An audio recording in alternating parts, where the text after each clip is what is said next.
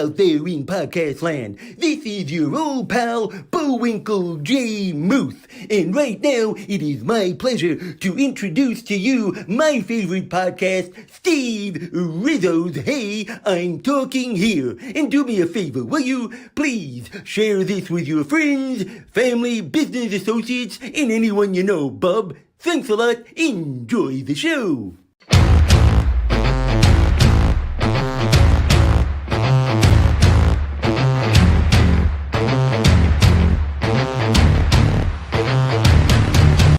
Hey everybody, thank you for joining.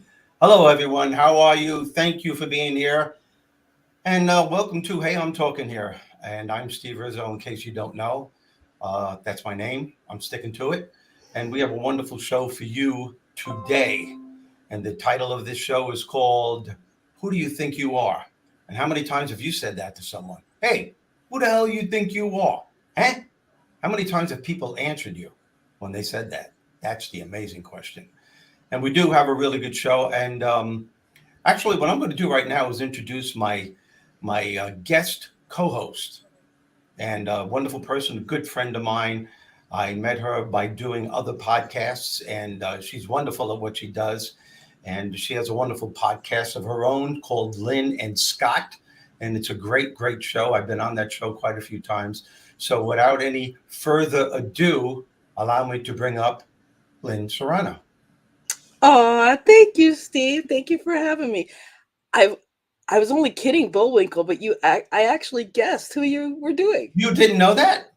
No, I didn't. I just guessed, and you said yeah, and I was like, no, just kidding. Oh, that's pretty funny. Oh, yeah, pretty funny. Yeah. You remember, I just said Bullwinkle. And yeah, you're like, yeah, but I had no idea. Folks, but we were talking, and I said, it's going to be a surprise on the cartoon character I'm going to do. And she said, Bullwinkle. I thought you knew ahead of time. I don't know how you knew. Oh, I guessed. You just never know who it's going to be. I can be very intuitive sometimes. And I love that cartoon, Bullwinkle. But it wasn't for kids. It was for adults. Yeah, well, because he said things that kids just can't get, No, but the adults back in the day put us kids in front of it so that they could go do stuff. So, Yeah. Oh, yeah, that's the whole thing. That's the whole thing. For sure. And so thank you for being here. I do appreciate you doing this. I'm honored that you were able to be on the show. And we have two wonderful guests that'll be coming on a little later on. We'll have Bob Donnell and Rex Sikes coming on. Very knowledgeable, very insightful people. They've been on your show often, and I love the give and take on your show. These people, when they contribute, I learn a lot just by, listening. So, and I think that's one of the coolest things, though, about video podcasts as opposed to audio is that you get to see people. You get to see who they are. You get a different feel. I like the real and rawness of it. This isn't a take, and it's no scripts or nothing. Things come from the heart and the soul, and people are vulnerable. They don't mind being vulnerable, and everyone learns from it. And that's what I love to see is that, because one person's a podcaster or another, we're not competing against one another. We're all doing of service to be here and to help other people. So when I see people united and see people intertwined and things like that, you've got Debbie Bettendorf here, and I do a pop-up with her, and I'm her producer on her show. And so, there's a lot of cool things, and that's what it's all about. It's helping one another and getting out the word and just doing it in an edutainment kind of way. I love that. I love that phrase, edutainment. That's pretty cool. Yeah. And yes, and Debbie told me like the last second she realized she had a very important engagement that she couldn't do the show. And Eric Bam couldn't do the show. He's with his kids tonight, and I get that. So, when I called you, you just said, oh, absolutely. As a matter of fact, you said absolutely before I even finished my sentence. So that's pretty cool. And by the way, folks, this show is brought to you by Conversations with Bob. That's my book that's been out for the past 3 months. It's getting wonderful reviews. I thank you all for purchasing it. And I especially thank those who gave the reviews on Amazon. I really appreciate it. And for those of you who don't know who Bob is God. And if you want to know how God gets the name Bob, well, you're going to have to read the book. And I will promise you this. and this isn't boasting, this is what I know. After you've read this book from cover to cover, you will realize how much power you have over every single aspect of your life. And as Forrest Gump would say, that's all I have to say about that. That's all I have to say. So, yeah, there's Lynn. And I have to say, and I have to agree, I just have to get him to my Amazon thing and learn how to do the reviews. But it is an amazing book. It's one of those things where it's very enlightenment, very easy to read. And it just, we all have the answers within ourselves, but it's nice the way you present it to remind people, because everyone takes those things for granted. Absolutely. And with the book, when Bob gives Bernie the strategies on how to turn his life around, we're born with these strategies, just like you said. It's innate. It's a part of who we are. It's just that we get so caught up in the shit of life, the stuff of life. We get so consumed with this stuff that we're not aware that we can tap into this part of ourselves. And once you learn that, you learn how to connect and communicate with that part, life becomes a lot easier. It doesn't make your problems go away. It just helps you to work your way through the problem or the challenge, whatever it may be. And I'm an introvert, and so I'm in awe when other introverts or other people can come out and be vulnerable and share the way they are, so that other people too feel like, well, shit, if they can do it, I can do it. Or if you can have those feelings of being an introvert, but you don't have to stay there. You can break through those and still go and do things. I mean, you don't have to stay by a label. I don't believe in labels. Yeah. No, neither do I. And what we're saying right now, the amazing thing about what we're saying right now is that this whole thing that we're doing is that we got to realize that we are the creators of our success and happiness. And that success and happiness is dependent upon your thought process day in and day out. What are your dominating thoughts throughout the day? What are you saying to yourself day in and day out? Because what you're saying is becoming your reality. And it doesn't have to be true. But if you believe that it's true, that's all that matters in your world. And that's why I found, as a matter of fact, this was Debbie's idea for this week's title, is Who Do You Think You Are? Because who you think you are in any given circumstances, especially during challenging times, is who and what you will become. And not only does this phrase determine who you think you are, it will eventually determine how life thinks you are. And if you're walking through your life feeling you're not good enough, smart enough, worthy enough, how could you ever expect your life to be fulfilling? Because you're creating your own reality. There he is, the man himself. Believe in yourself. Amen, my friend. I agree with you 100%. What are your thoughts on that, Miss Lynn? Well, it's one of those things where every day I come through challenges or issues that I realize that I'm not going to let those things define me. And no one should feel like they're defined by anything. So knowing that who you think you are is very important to you. And if you're not even where you want to be, think of who you are going to be and fulfill that. Focus on that. Don't focus on when all those other things come along, say that was then, this is now, and then continue. And that's why I love Rex Sikes, and hopefully he'll be here later. But it really is to realize that every minute is a new minute to your life. Your life may have been dead till right this minute. You may not come alive till right now. And every second, every breath, you have the moment to change. Because when things happen, they change like that. When someone's made a decision, it's changed just like that. And it doesn't matter how old you are. No. I give workshops, and quite often, more often than not, there are people that say who are later in their age. I'm 71, okay, and there are people that are in their 60s, in their 70s. Goes, but do you know how old I'll be once I start thinking differently and get my life together? And I'll say, yeah, the same age you'll be if you don't start now. It has nothing to do with it. You can turn your life around now. It's not going to happen overnight, but it's a gradual process. And the more you realize how powerful your thoughts are, and that your thoughts create your beliefs, and your beliefs create the way that you feel, and there's a cycle that goes on, and that leads to the actions that you take, and the actions that you take lead you to a particular outcome. It's the compound effect. You get on a plane, you're in California, you want to get to New York. You Yes. got to get on that plane, and there's a course and there's the steps of launching and being in the right direction to get there. Yeah. So, nothing happens just like that. It may look like that for the cameras, for the shows, but it's not like that. Yes, no, I agree. And you know what I'd like to do, because I want to bring Yes. Bob on now. I don't think Rex is here yet, but I want to bring Bob on soon. But before we do, I want to show this video. Okay.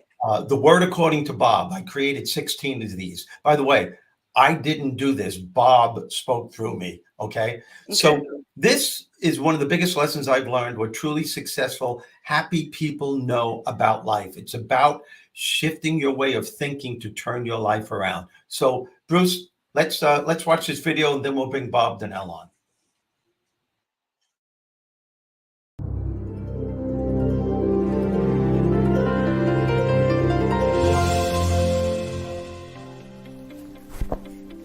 One of the most important lessons that I learned from living on this planet is what truly successful, happy, optimistic people know about life.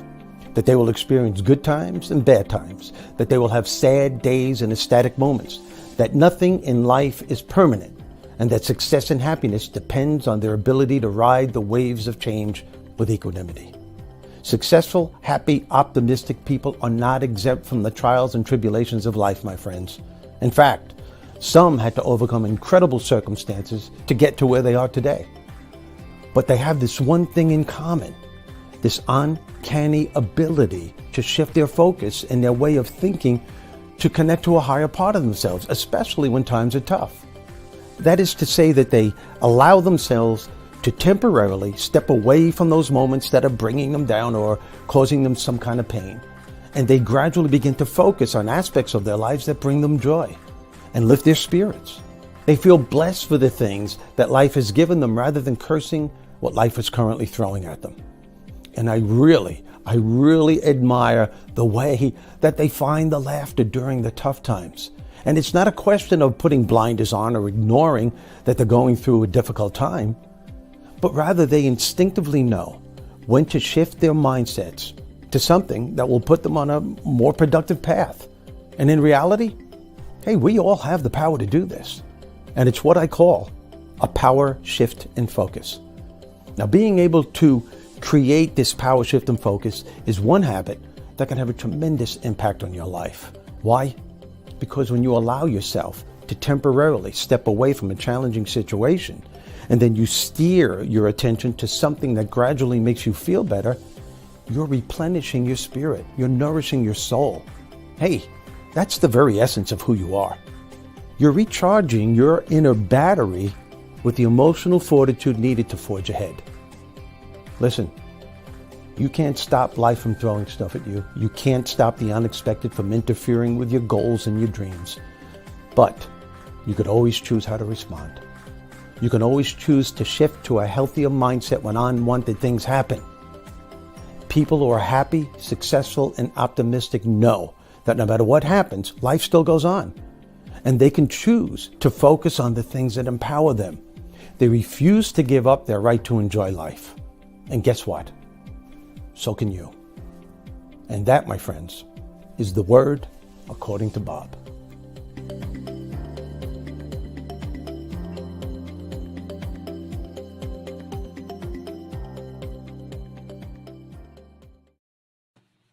Bob is the man. I love that. So can I introduce our next person on the... And it just so happens his name is Bob Donnell. Bob. His name is Bob. Hey, guys. Bob. He's Mr. Wonderful. I love you. Thank you for being here with us. Yeah, Bob, I got to say, thanks for being on the show. I remember when I asked you to do it, I think it was Tuesday night. And I'm glad you're on. I appreciate you. Oh, thank you. I appreciate the opportunity. Good. So what do you think about today's topic? What you think is what you get? Or no, it's, hey, who do you think you are? I think most people believe that who do you think you are is situational. Like they need to be something different for each situation. I disagree. I think who do you think you are is that idea of who you really are. But you know, Steve, you and I have talked about this before on Lynn's show. Most people don't want to do the work to find out who they are. You've gone through a lot of work to be who you are today, as well as Lynn and myself and Rex. Who do you think you are? Is that situation that if you've done the work, you can be that in all circumstances. If you haven't done the work, you'll find yourself vacillating between who you really are and who you think the person that you're talking to wants you to be at that given moment. And they'll always come off as something other than who you really are.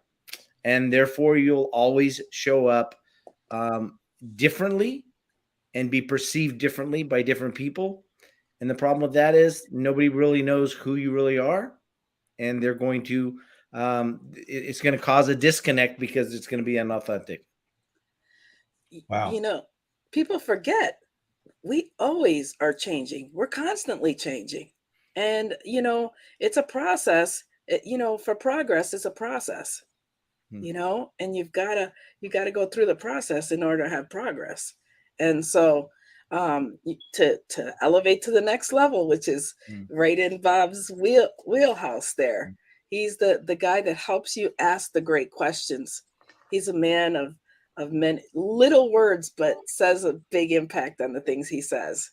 And so I love calling him a friend and a mentor. So thank you. Absolutely. Absolutely. You know what I find amazing though, Bob and Lynn, is when I do this, I don't know if you guys do this, but I look at who I am now and I see an incredible transformation taking place. But what amazes me and it jolts me is when I look back to who I thought I was. And man, I can go 5 years and then another 5 years and another 5 years. And I actually could see, which I think is an empowering thing to do, by the way. I could see why I thought I was who I was. Yeah. And how steps and experiences and challenges helped me to become who I think I am now. Yeah. And it's amazing when that transformation takes place, how opportunities start coming your way. And you're comfortable. There's a comfort zone that encompasses the whole thing, that you wake up in the morning, or I'm trimming my beard or whatever it is I'm doing, and I go, wow, I'm comfortable with who I am. Yeah. And I'm comfortable with where I am. And you know what? It has nothing to do with money. You know, we've all been on these podcasts where, you know, we relate to people according to how much money they have, or it's really not that. And the more we do these things, these type of podcasts, the more we realize what's really important. And that's what feeds the soul, not the ego. And I'm not saying there's anything wrong with money, but I'm just saying if that's your goal, you're cheating yourself. Yeah. Yeah. One of the things I talk about a lot, Steve, and I know you do too as well, is that who you are is more important than what you do, because who you are will determine the quality of anything and everything that you do. And so I get asked all the time, Bob, about who you are. How do you determine who you are? And I said, well, I can guarantee you this one thing. Who you are is something that can't be taken away. So I had a client of mine who her husband was a police officer, got killed in the line of duty. And she was wrestling with this, who you are. She says, but then all of a sudden when you said it can't be taken away, she goes, I found out that once my husband died, I was no longer Tom's wife. Wow. I was Tom's widow. So it could be taken away. So that truly wasn't who I was. And I remember that just being such a great example of who you are can't be taken away from you. Yeah. And I think you need to know that, like, a lot of things I've done is mostly because I've done it to get out of my own way. Because I say, wow, I'd like to do this. And then I go, no, but I can't, because of my insecurities or whatever. No, you have to get out of your own way, because if your heart desires for you to do something, you need to do it and not give yourself excuses of why you can't. Yeah. Yeah. And that's the key. I have found with myself is it's who you really are is also honoring and admitting your faults, your weaknesses. Mm-hmm. For a great part of my life, Bob, Lynn, and for the viewers. I was trying to hide the vulnerable part of myself because I didn't want people to see that sensitive side. Because Lynn, I'm from New York. We're from New York. That's right. You don't want people to see that shit, Don't mess with me. So I always had, but I realized that I put this front on for many, many years, even at the beginning of my speaking career. And it wasn't who I was. And I realized as I look back, I burned bridges unknowingly because people were looking at me like, who the hell does he think he is? See, there's that phrase again. Yeah. It's because I was giving the perception of who I thought I was, but in reality, I was hiding the fear. I was hiding the vulnerability because I didn't want people to see this other side of me. And when I went from the comedy business into the speaking business, this transformation started taking place. And I realized my two gifts as a speaker is my ability to make people laugh and the art of storytelling. But then when I started becoming vulnerable and telling people what I've gone through and what I'm still going through. Right. Bob, you could see people going like in their seats going like this, like, whoa. Yeah. But you know what I mean? But the saving grace in that is that they're sitting there now going, wow, if he went through that crap, there's hope for me. You know, it's something, it must be something in New York because I think most of us there, we just know how to put the front out and not let people know what we're doing. And I did that graduating a year out of high school early, but what I did was I would listen to everybody. I would give them solutions to their problems and relationships and all these things. And I was theater. I was the only student that had a hall pass to do stuff for productions. But my thing was I never wanted anyone to get to know me. And yet the reputation I have is you're Lynn Serrano. Like, what's that mean? But you're Lynn Serrano. And it wasn't until my book and people that know me go, Lynn, I had no idea that you were always there for us, but you never let us in, because I, when you have a teacher at 6th grade make you cry in front of everybody, after that, I'm like, shit, ain't nobody gonna see me cry ever again. Being vulnerable was not an option for me.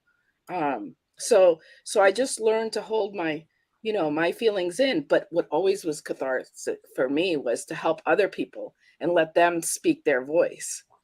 And so in a way, I could never protect myself, but I got into that mama mode of protecting others because I knew how that felt. Yeah. And so that was healing for me. But, to do it over again, obviously I can't do it over again, but that's one advice is going into my senior years here, 56, almost 57. That's one thing I tell the younger crowd is to know that you have a voice, your voice matters, and that, seek help and find a way to know that what you went through doesn't defy you and how you react is what's most important. And, being a peace officer for a few years there and stuff, remember, anything you say can be held against you. So therefore, don't spew things out that you'll regret later in life.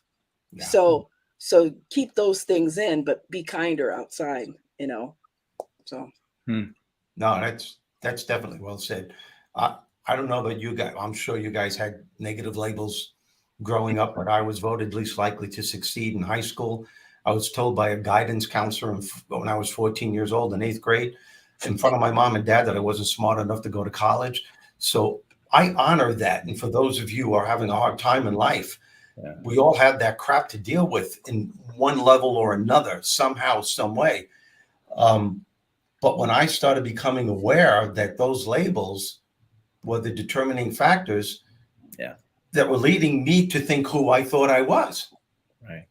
And my philosophy in my life in my early years for a long time was don't try and you can't fail.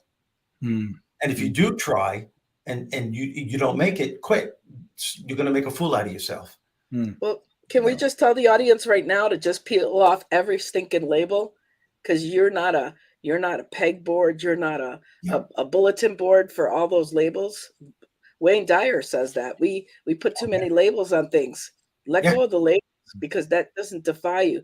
It's just like a cat. I mean, if it starts barking or whatever, I mean, you put them in a cage and when you open the cage for a bird, they don't know they can fly because they're so conditioned to be in that box. Don't put yourself in a box and don't Don't let labels define who you are. That is so well said, Lynn, because labels, especially in this country, people live by those labels.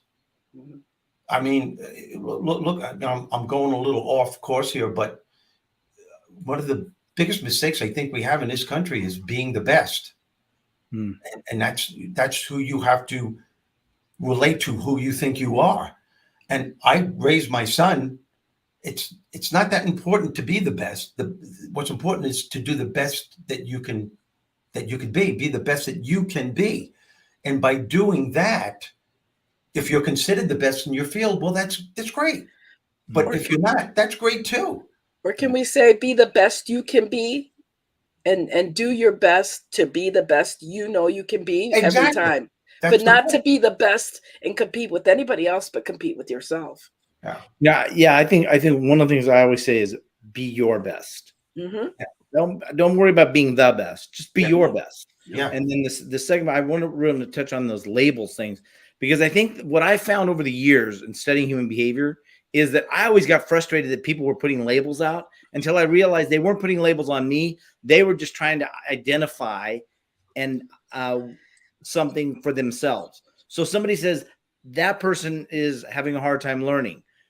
Chances are the person that's saying that is having a hard time learning how that person learns. Mm-hmm. So their label was a projection because they didn't know how to identify it.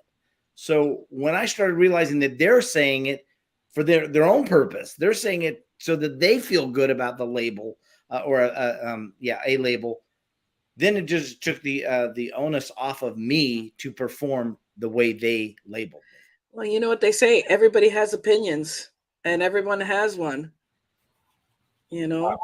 Well said. Absolutely. So who's this? Oh my gosh, that is Rex Sikes. He's here? He must be here. Yeah. He's a thought leader for 40 years. He's an actor, a film director, screenwriter. I mean, he's just NLP practitioner. He's just an amazing guy with an amazing book. And I love him to call friend and mentor. And before we bring Rex on, now that he's here, that's great. Did you introduce Bob's book? No, because we got him up here soon. I know we got up here fast. Let's do that. Yeah. There we go. And he's also has a TED Talk that you need to go watch. It's amazing. So Bob Donnell and his TED Talk. Yeah, absolutely. That's great. Yes. So without any further ado, if Rex is in the studio, let's bring him up. Wow, man. There he is. I've been here all along. I've been listening to the show, and I want to say hi, Bob. Hi, Lynn. Hi, Steve. And I bet if your name were Bob, your book would be called Conversations with Steve. Wow. You know what, man? I'm so glad you're on the show. Thanks, Rex. I appreciate you. Folks, I don't know if you realize this. You don't know what you're getting here. These guys, I mean, you could just learn so much from them. And that's why I love doing this stuff. I really do. You know, I sit and Bob, he's like the great listener. I watch him on some of these podcasts, and he just sits there and he listens. And then all of a sudden when he starts speaking, it's just, you just go like this. You go, wow. And I've listened to these guys. I've been on podcasts with them, and I always walk away with another nugget or two or three or four. And I appreciate you guys, and thank you so much for being on the show. Thank you. So Rex, let me ask you now. You know, the name of this particular episode is "Who Do You Think You Are?" And you said you've been listening. So what are your thoughts on that? Well, it's a great question. I attempt never to define myself by a label or a description. Obviously, you could say I'm a male, I'm an adult, I'm all those things. So, okay, let's go with the obvious. And then let's not go with anything else. I wear many hats, and I'm none of those. So who I am is beyond what I do. And so many of us define ourselves by what we do. So if I had to take credit for anything, I'm a father. I mean, that's what I'm most proud of. And I'm not just a father to my biological children, but I'm a father to a lot of people I've met over the years in terms of being able to influence or help them in some way, and they are related to me, through love and kindness. So, but I don't do well with descriptions, and I always encourage people not to wear labels. So they don't say I'm overweight, trying to lose weight. I'm this, I'm that. I am psychologically deficient. I mean, why? If everything is an affirmation, whether it's a positive or negative affirmation, if you got to wear a label, make it, I am source, I am God, I am the creator of the universe, and so are you, and we share space together and co-create. But anything less than that, I don't want to. And don't you think that's one of the problems with the self-help industry today? Is a lot of people are just being misled to what's really important. Oh, wow. This is a can of worms. What a great foray down a rabbit hole of despair and darkness. There's a lot of beautiful people in the self-help industry, and a lot of well-meaning and well-intended people. And then dun, dun, dun, dun, dun, dun. There are a lot of well-meaning and intending people who are just blatantly wrong, incorrect, or nefariously deceptive. So, you really need to pay attention to who you're willing to listen to and influence. By that, I don't mean turn off the TV and don't pay attention to anything. Thank you. Yes, you have to listen to me. But at any rate, the point is that's a thing about your book is you tell people, you turn the question back on them. Yeah. You're like, don't listen to me. Ask yourself these questions. Yeah. Well, I mean, truly, because the journey of self-exploration should be one where we can uplift and edify each other and cooperate in a spirit of harmony. And it shouldn't be about the shiny objects. I love a good life. I love money. I love boats. I love flying. I love travel. I love all that stuff. I don't care about jewelry. I don't care about cars. I don't care about clothes. I would be a nudist, but but at any rate, you know what I'm saying? Everybody has something they like, but there's a sense that our own conditioning of lack and of need and of work for really hard and struggle and do all these things in order to get some money so you might be able to retire or save for the rainy day is still being perpetuated by a lot of really well-meaning or nefarious thought leaders or self-help gurus and people.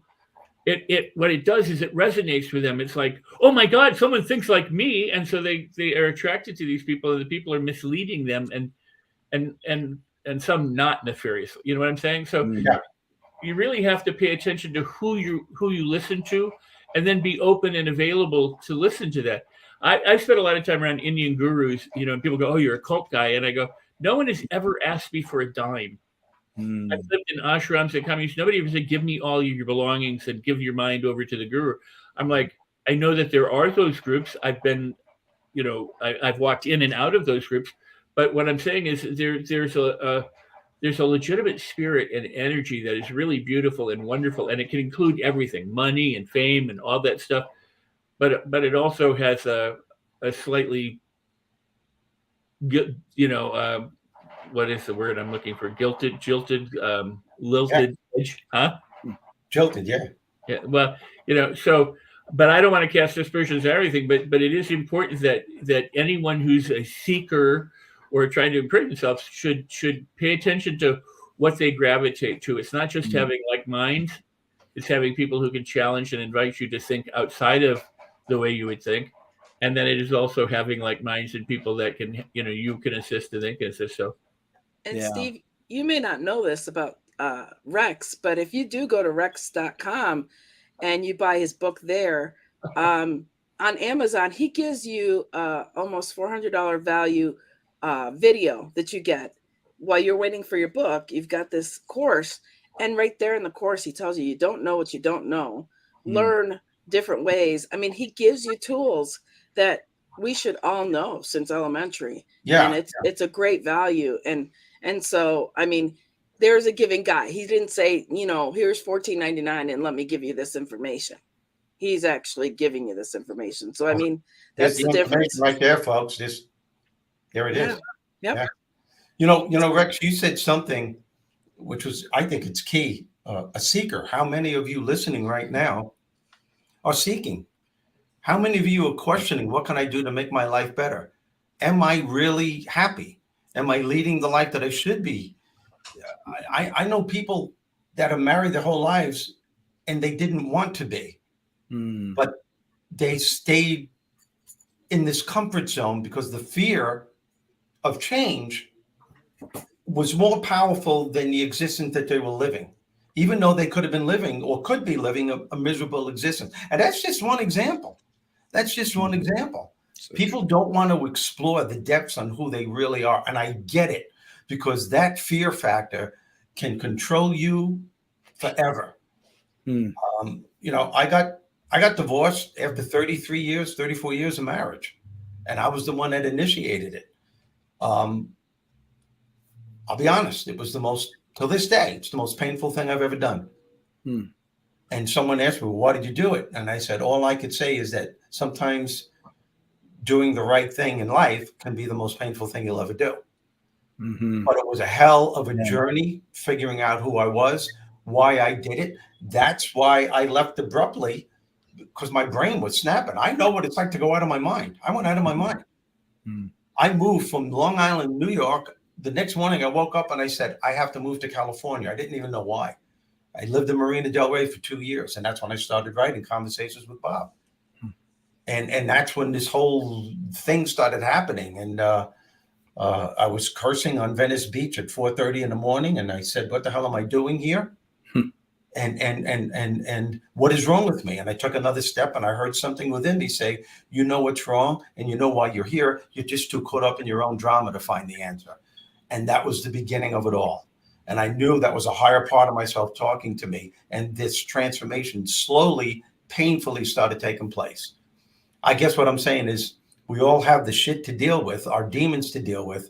But if you have the courage step by step to really honestly answer who you are, life becomes a lot easier. Yeah. Does that make sense? Yeah, absolutely. Very beautiful. I think one of the things that Rex brought up, this idea of seekers looking and wanting to learn more, and I so agree with that. And I think one of the greatest challenges with that is a true seeker may do that, but people who think they're seeking, but they're just looking for validation, is a whole nother ballgame, like Rex said. And the interesting thing is, in seeking, the idea of I want to learn something in the seeking. And so because of that, I'm not turned off by somebody who disagrees with me or thinks differently than me. I actually want to learn the process. One of the pillars I teach is that it's better to know what to think than how to, or it's better to know how to think than what to think. And I'm just more interested in learning how to think than what to think. I've learned from Rex that don't think you know everything somebody's going to talk about, because you don't know what you know. And if you say, I know, you're not going to learn. And correct me if I'm wrong, Rex, but you're not going to learn what's to expect it, because you're already thinking that you know everything. You're not being open-minded to receive something that you didn't know. You only know what you know. Well, and you got to know that there's stuff you don't know. That sounds weird, but think about it. You only really know what you know, not what you think you know. Rex, what do you got to say about that? You can correct me. I got a little cold. That might be a little foggy.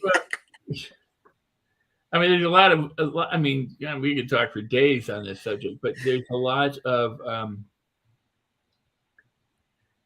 typically for people, what they're not aware of runs the show. And what we're aware of is a very tiny portion. I think they claim that the last time all of knowledge that one person could know all of knowledge was like the 2nd century or something. I mean, or 6th century. I mean, but even the fact that somebody could say that, how do you calculate something like that? I was like, how could one person living in Italy could know everything that there was to know? And I'm like, but how would they know what was going on in Africa? So. But I get it. They're talking about like book learning or knowledge or art or science or whatever. we deceive ourselves by what we think we know. I mean, we really, I love questions. I love questions, but if the question provides you with an answer, it's not a real good question. Wow. I mean, if you go, how do I get to the bathroom? And they go there, that's useful, obviously, but now you don't have to ask anymore. Now you know where the bathroom is. If you say, well, where'd you get your shirt? You go Kmart or Walmart or wherever. You're done. There's nothing that goes on after that. A good question should lead to another question.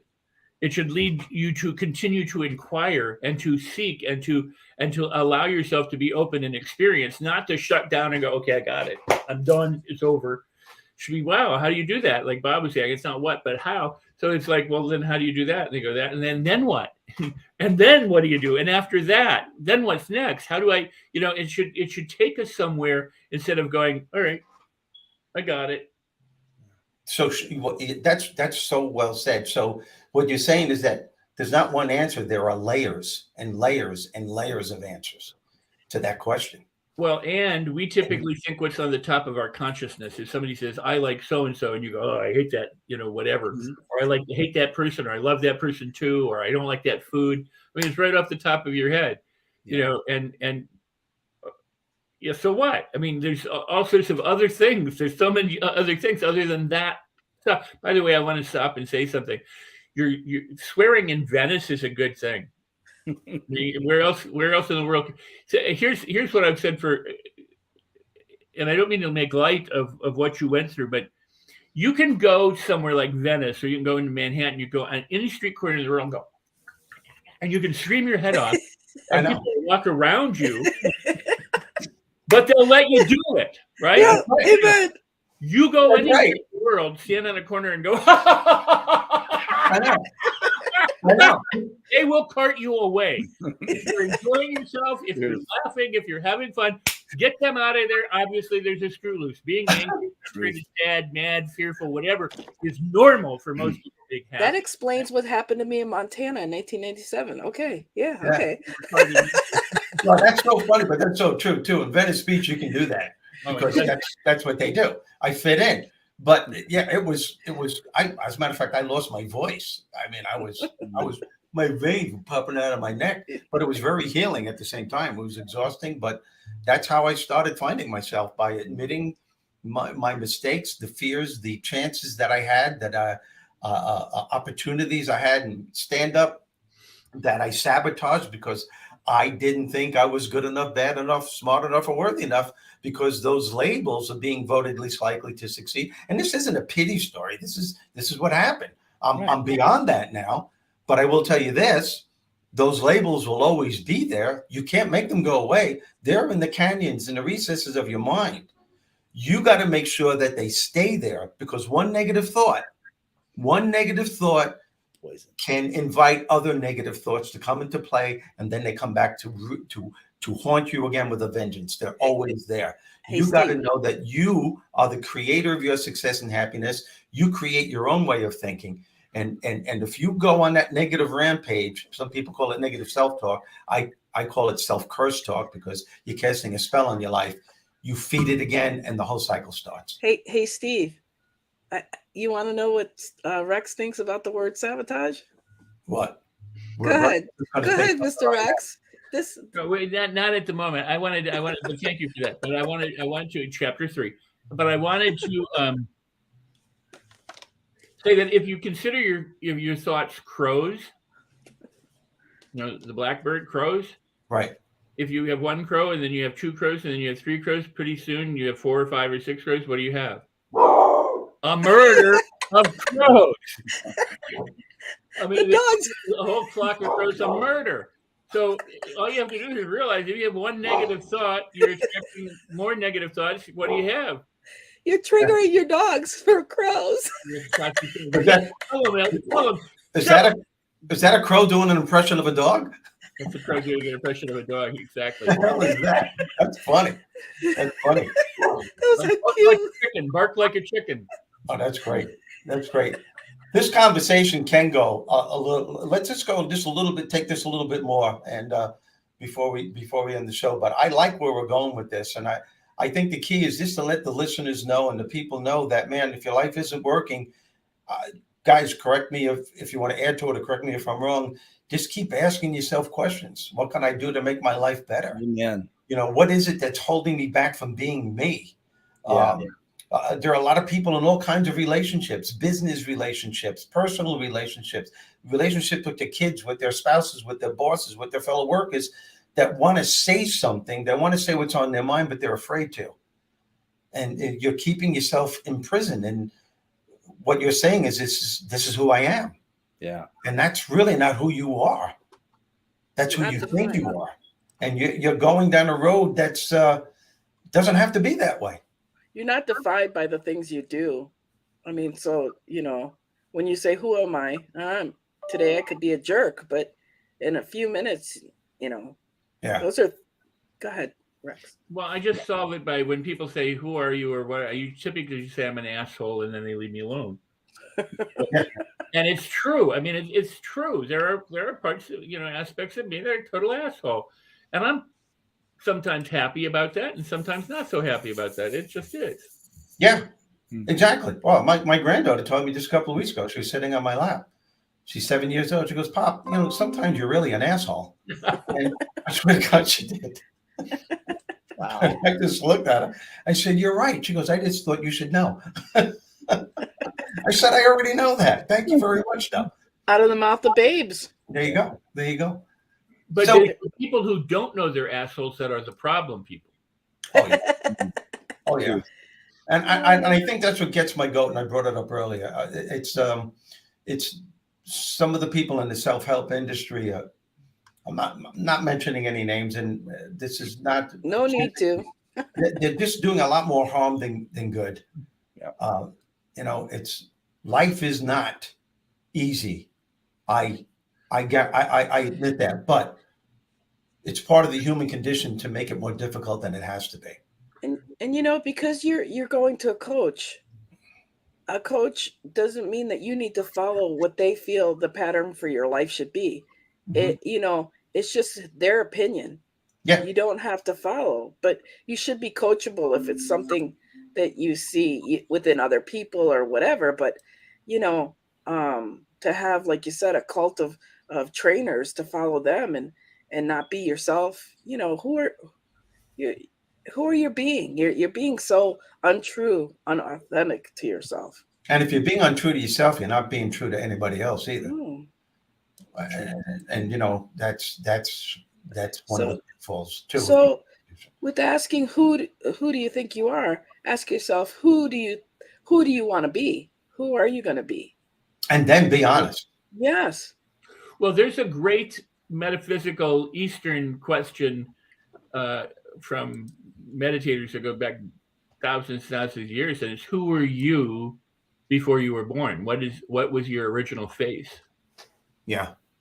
Because we're kind of a collection of conditions put onto us by absorbing the ideas and beliefs and fears and high moments and bad moments of the people around us, from everything from our primary caregivers to our educators to the media to the so we're these layers of everything that isn't who we truly are. I was at a couple of years ago. I was at a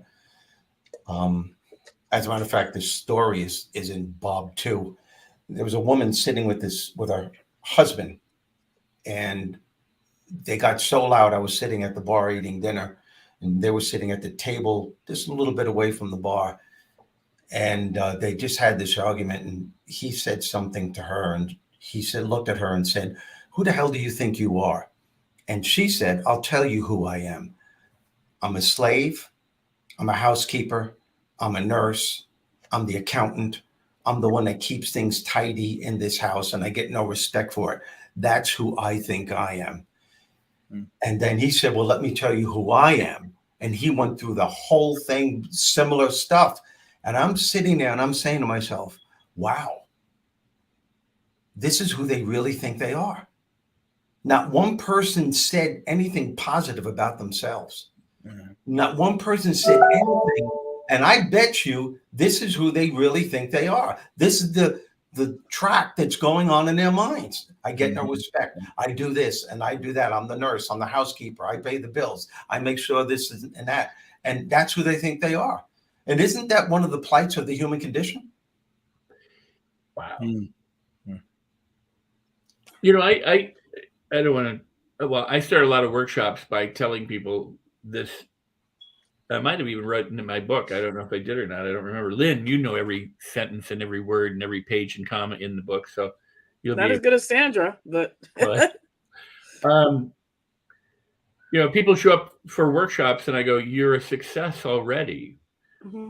You know, because look at you've navigated your way out of every bus, every car, every bad circumstance in your life. You're here today. You're alive.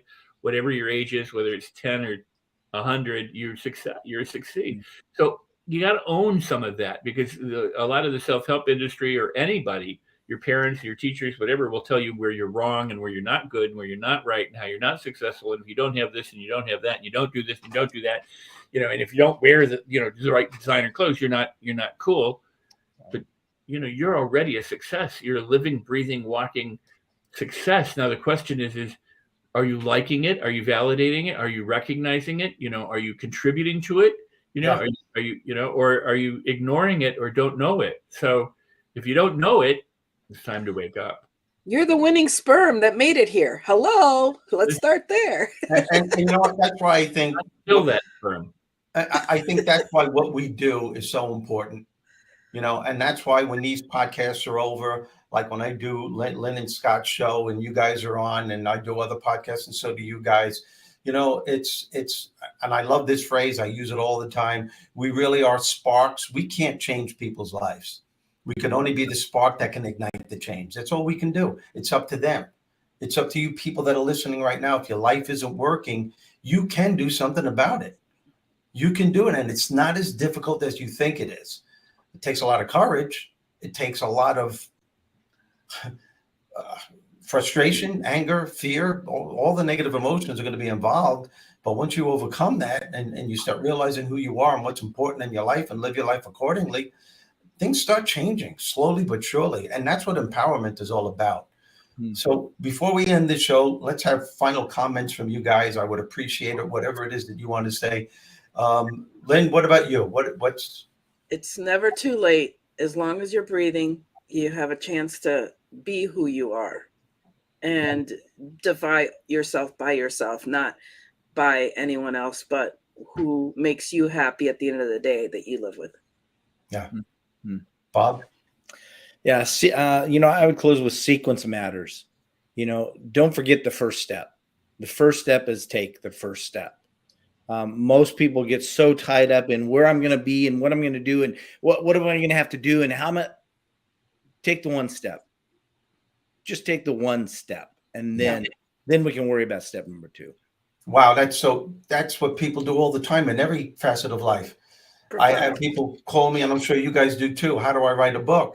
Because as they're writing, you just say to them, write it. Don't worry about it. But what goes on in their minds is they don't think of step by step. They're thinking, well, how am I going to get an editor? How am I going to get a publisher? What if this doesn't work? And how am I going to sell it? Will it be in bookstores? That's the stuff that keeps you from taking step 1. Excuses. Yeah. And so it is. Bob, excellent. It's take the first step and be aware that you're taking that step. And every step along the way, and I think we talked about this on your show, Len, don't be afraid to ask for help. Yes.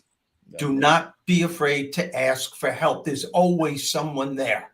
Ask. That's all you got to do.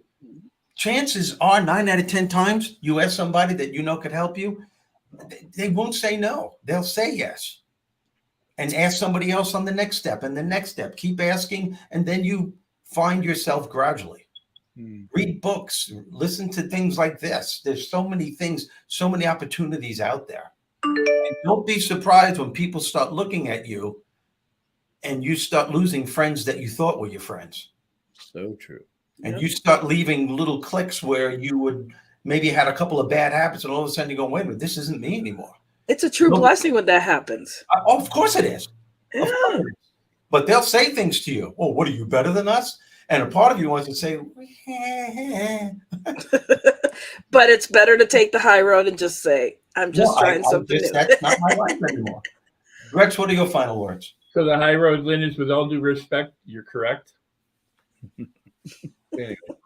Love you, Rex. I arguably would say if more people understood how the brain works, I'm going to quit and just let you be my marketing guru. I'm just not going to ever. I appreciate that. And Bob's book is great, and Steve, your book is great. I love you guys. So, but if more people and Lynn has a book that she's not holding up, but we all have. Thank you, Pat. Absolutely.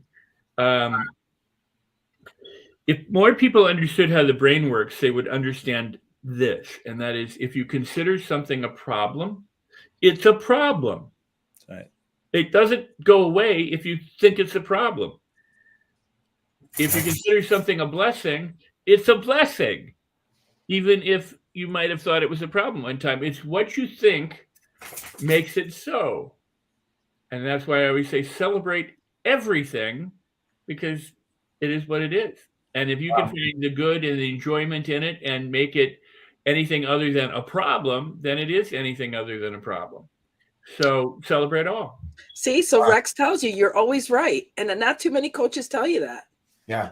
So that's where you should start. Somebody that's actually validates you and sees you. Yeah. And Bob is the same way. He meets you where you're at, and he asks you those questions to ask yourself. And those are just keys for you guys. If you're in the market for a coach, you need to look and ask those questions from people. Wow. My final word is this: if you think you're an idiot, you're right, even if it isn't true. And a lot of, if you think you're not good enough, you're right. If you don't think you're smart enough, you're right. If you don't think you're handsome enough or pretty enough, you're right.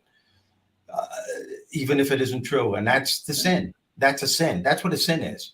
And that's what a shame is. Because most people living a false life because they don't know that they can better themselves. They don't know they have it within them. You do. I promise you do. And I want to thank you guys for being on the show. Really. Thank you. Thank you. Appreciate you both. Lynn, thank you for coming in as a special guest host. I appreciate you. Marion, listen to me. I've known Marion for 55 years. Okay. I know you're late, but I want you to do yourself a favor, do me a favor. You got to watch this. When it's over, just watch it on Facebook and YouTube. Just look at it again, because I know you're going to enjoy it. Thank everyone for tuning in, and share it with friends. Share, as Bullwinkle said at the beginning, share it with your friends and family. So, in business associates, and yes, and subscribe to my Rizzogram, steverizzo.com, and you can get the book on yourinnerbob.com. Yourinnerbob.com. You can check out the samples of the book there, and you can read excerpts. There are videos you could watch, do the whole thing. And if you like the book, and I'm pretty sure you will, just leave a nice review on Amazon. And please, Lynn, bring up Rex's book and Bob's book. You should purchase all three of these books, folks. These books will blow your mind. Blow your mind. Both of them. Life on Your Terms and Mastering You. There you go. Thank you, guys. I love you both. Lynn, I love you. I love you more. See you guys next week. Bye, guys. Take care. Thank you. See everybody. See you. Bye.